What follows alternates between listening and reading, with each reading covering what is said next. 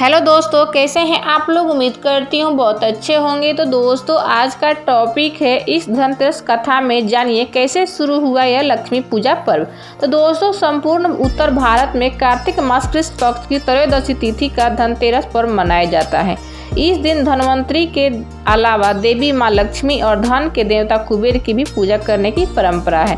तो दोस्तों, video start करने से पहले अगर अभी तक हमारे यूट्यूब चैनल को सब्सक्राइब नहीं किया है तो प्लीज़ चैनल को सब्सक्राइब करें और वीडियो पसंद आए तो वीडियो को लाइक करें और ज़्यादा से ज़्यादा शेयर करें और कमेंट में जय लक्ष्मी माता लिखना ना भूलें। तो चलिए दोस्तों, वीडियो स्टार्ट करते हैं। धनतेरस मनाने के पीछे भगवान धन्वंतरी की जयंती की कथा के अलावा दूसरी कथा भी प्रचलित है।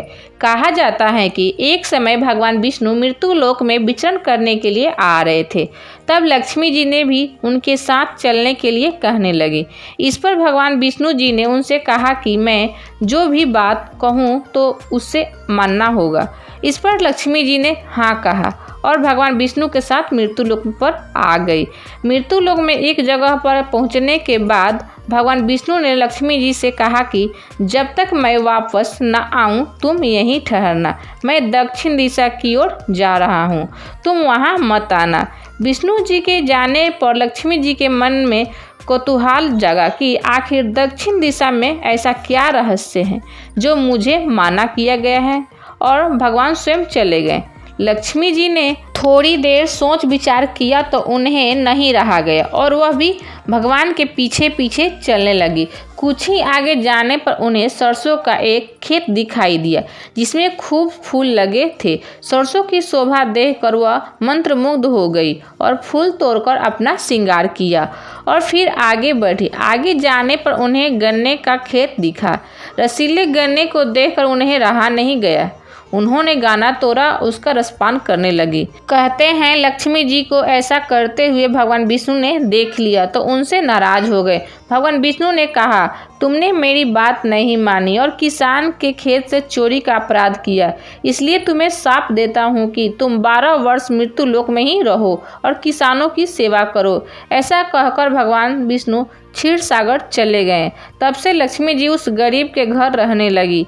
एक दिन लक्ष्मी जी ने किसान की पत्नी से कहा कि तुम स्नान करने के बाद मेरे द्वारा बनाई हुई इस देवी की पूजा करो, इसके बाद रसोई बनाना। ऐसे करने के बाद तुम जो कुछ मांगोगी वह तुम्हें मिलेगा।